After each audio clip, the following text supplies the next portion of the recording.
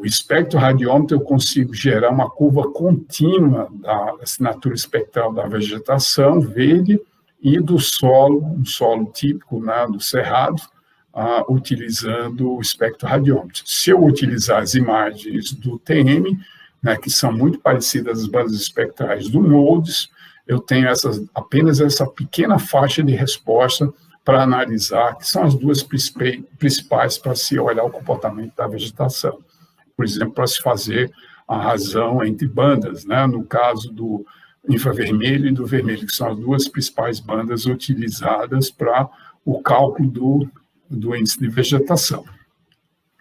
Tá, aqui, por exemplo, vocês veem que a relação entre as duas, os valores podem ter valores bastante significativos, que vão de 9,12, e posso ter alguns pixels com 5,2. Então, a melhor forma de você normalizar isso é fazer o NDVI, né? Ou seja, pegar as imagens do infravermelho do Landsat menos o vermelho, normalizar matematicamente pela soma das duas, do infravermelho mais o vermelho, para se obter um índice de cobertura vegetal conhecido como NDVI.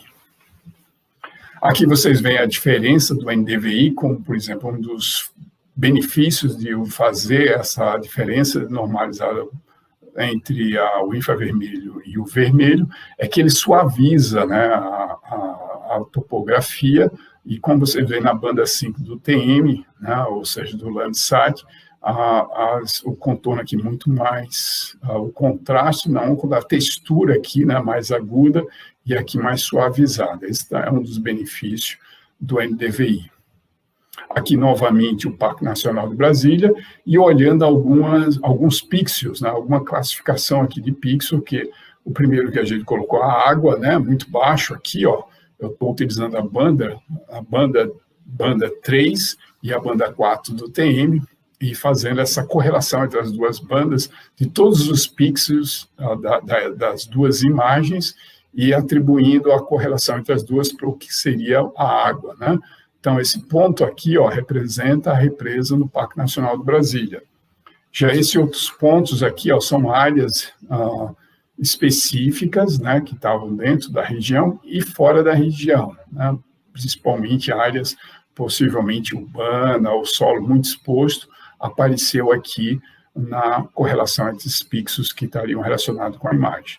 Uma outra classificação, a mata ciliar, ou a mata galeria. Aqui vocês veem quais são os pixels de correlação entre as duas bandas que estão associadas a essa imagem nessa classificação. E assim também para o caso específico de alguns outros tipos de classes dentro do Parque Nacional de Brasília. Então, a classificação não supervisionada, a gente volta a esse tema, a gente já falou da teoria, o que é uma classificação não supervisionada.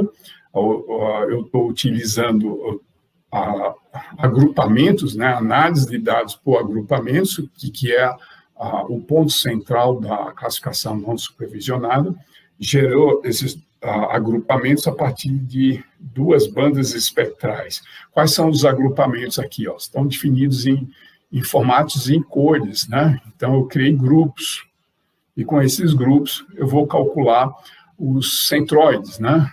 Através da distância euclidiana. E nesses centroides eu vou fazer a classificação da menor distância e, com isso, atribuir as classes a cada um desses valores. Ou seja, com essas classes eu posso depois fazer o treinamento e definir, por exemplo, o que é cerrado estrito senso, cerrado limpo, cerrado mata ciliar. Então, a partir dessa classificação não supervisionada, ou seja, os dados não estavam rotulados, mas eu utilizei o algoritmo não supervisionado para criar os agrupamentos, e a partir de uma técnica de estatística CAMINS, né, ou seja, o CAMédio, eu calculei a distância euclidiana dos centroides de cada uma dessa classe para fazer a classificação da imagem. Essa que é uma técnica que a gente já havia falado, a não supervisionada.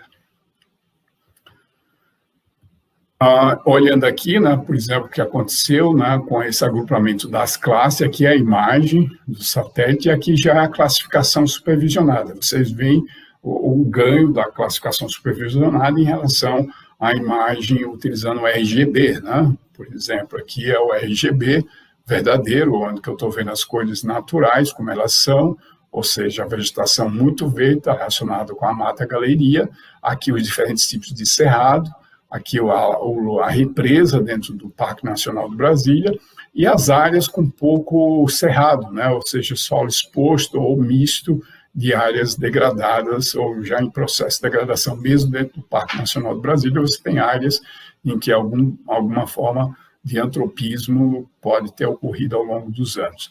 E aqui já utilizando a classificação não supervisionada, né, o CAMINS, por exemplo.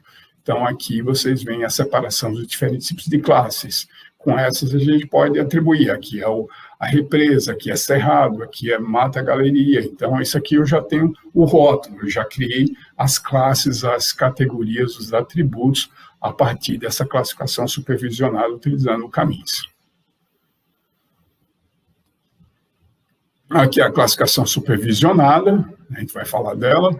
Na classificação supervisionada usando o método paralelepípedo, né? Aqui a gente já tem as bandas 3, 4 e 5, né? As classes homogêneas, são os pontos aqui que eu estou treinando, né? As áreas, os sites, o que a gente chama de biblioteca, ou dados coletados por ultraleve, ou dados coletados em superfície, por um espectroradiômetro, por um radiômetro, são de alvos que eu tenho um controle espectral em diferentes faixas espectrais para fazer o treinamento na imagem. Então, onde estão as minhas áreas de treinamento? São esses pontos coletados em superfície ou coletados por ultraleve para fazer essa classificação. E aqui são as bandas, né? Estou fazendo a correlação multiresolução, utilizando 2 bandas espectrais do Landsat. Então, aqui já utilizando a técnica, a estatística, utilizando o agrupamento, né? Ou seja, foi feito o agrupamento, foi calculado a distância, os pontos, né? Utilizando o método paralelepípedo. E aqui já utilizando a classificação, né? O lago, o solo, o campo limpo, que é um tipo de cerrado, e o cerrado ralo, outro tipo de cerrado, e assim a classificação, o treinamento, né, essa classificação foi baseada em função daquelas áreas de treinamento, criando os agrupamentos, e agora a classificação até ter a imagem classificada, ou a imagem categorizada, ou seja, a imagem rotulada, com as classes que foram definidas a partir de amostra. Então, aqui é um método da classificação supervisionada. Houve a participação é como se eu tivesse passado informações, treinado aquele cérebro para que ele reconhecesse espacialmente aonde aquelas áreas homogêneas, né, aquelas áreas de treinamento, elas poderiam ser utilizadas por similaridade para